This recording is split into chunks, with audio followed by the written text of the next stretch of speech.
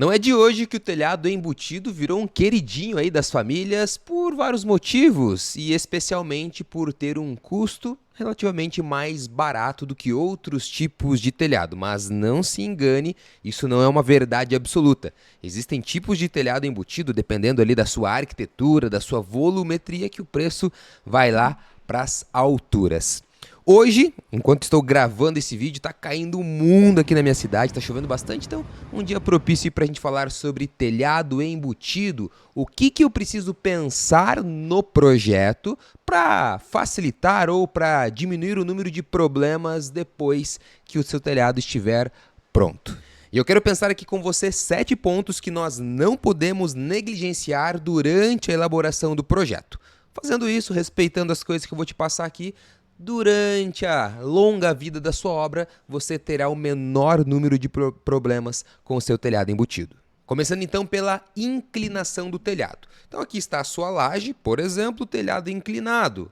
O telhado ele precisa desta inclinação para que a água da chuva escoe, e ela vai escoar da parte mais alta do telhado para a parte mais baixa. Por que isso é importante para o nosso telhado? Para o nosso projeto? Porque dependendo do tipo da telha, pede uma inclinação. Eu vou passar aqui alguns números, mas eu quero que antes de você escolher qual tipo de telha que você utilizará, é importante ler as especificações do fabricante. Eu vou te passar números médios, mas não tome esses números como uma verdade absoluta. Para telhados metálicos, nós utilizamos ali por volta de 5% de inclinação. Para telhados com telha de fibrocimento, por volta dos seus 10, 12% de inclinação. Telhas de barro, de concreto, por volta ali dos seus 30, 35%. O que isso significa?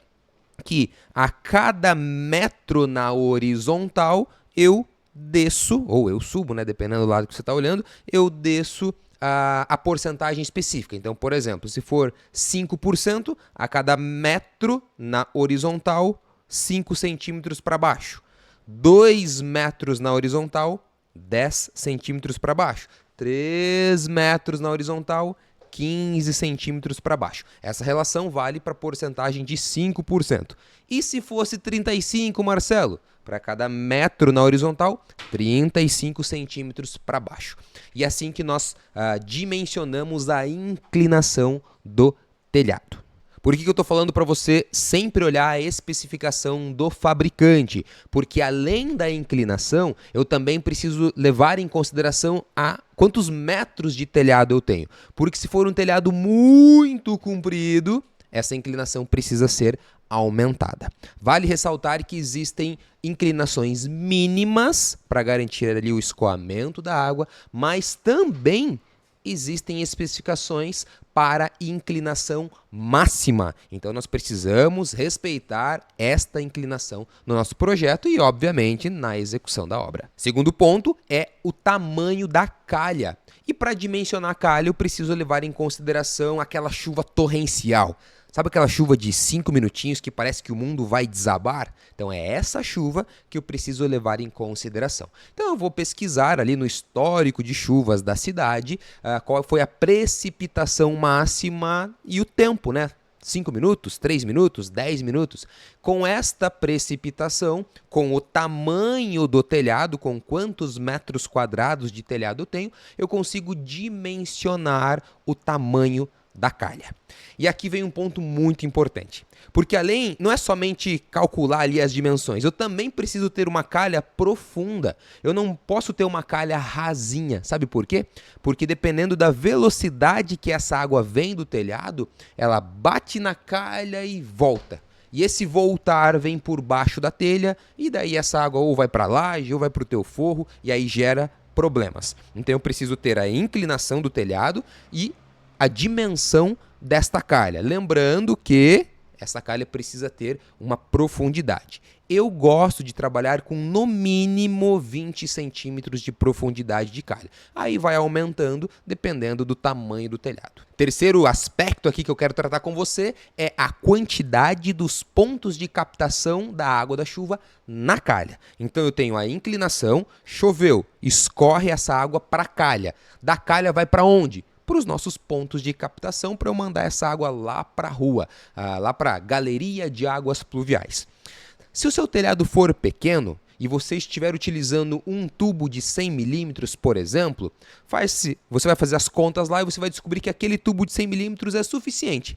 Aí você coloca um único ponto de captação para a calha.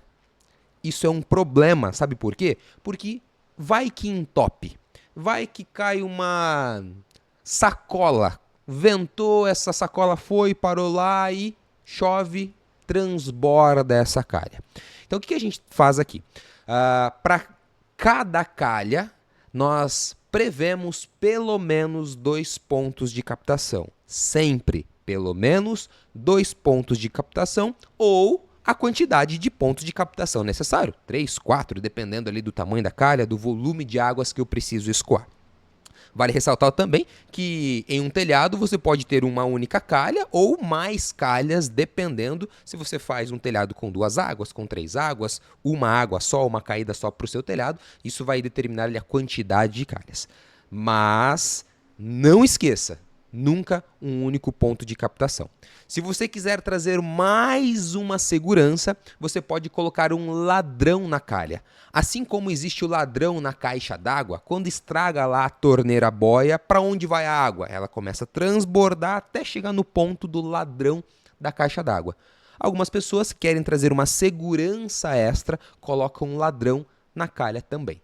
Diz aqui nos comentários, você sabia que era possível colocar um ladrão na calha? Você já viu isso? Já fez isso? Conta aqui pra mim nos comentários. Ou se você já teve algum tipo de problema com o telhado embutido, com água transbordando, com calha transbordando, compartilha aqui a sua experiência nos comentários que eu não tenho dúvidas que vai ajudar muitas famílias a tomarem a decisão. Quarto aspecto aqui é sobre a estrutura que suporta o telhado, ou seja, madeira, aço metálico ali que fica embaixo, entre o telhado e a laje. Por que eu trouxe esse aspecto? Porque você sabe que depois do telhado pronto, as pessoas ficam caminhando por cima do teu telhado. Seja para dar manutenção na caixa d'água, para instalar um motor de ar-condicionado, uma TV a cabo e seja para dar manutenção na calha, precisa caminhar pelo telhado. Mesmo com telhas leves, eu recomendo que nós tenhamos uma estrutura com espaçamento que dê ali do tamanho de um passo, por exemplo, por volta dos seus 80, 90 centímetros no máximo nos pontos de fixação, porque as pessoas conseguem caminhar por cima do telhado.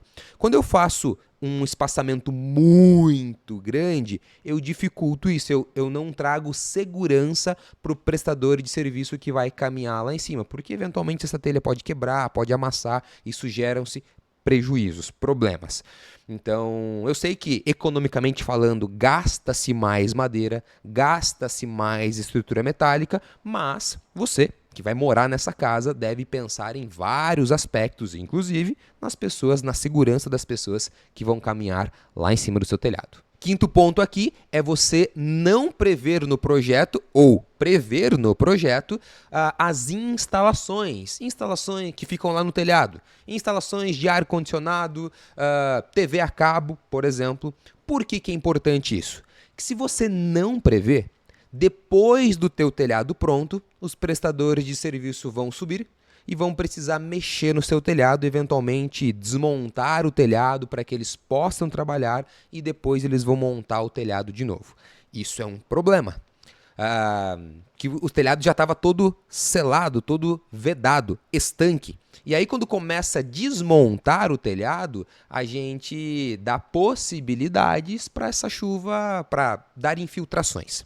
Quando eu já prevejo esses pontos no projeto e executo ele antes de cobrir a casa, depois da casa coberta, os prestadores de serviço simplesmente sobem no telhado, fazem o que tem de fazer, fazem as suas instalações e vão embora. Eles não precisam ficar desmontando o telhado. E aqui eu também já estou falando de previsão para painéis de energia fotovoltaica, para aquecimento da água da chuva não, aquecimento da água da piscina, sistemas de aquecimento de água para dentro da casa. Então, prever essas instalações no projeto é fundamental. Sexto tópico aqui é o acesso ao telhado. Então, supondo que você tenha um sobrado, tá lá em cima numa casa de 2 andares, um duplex, e você precisa subir nesse telhado.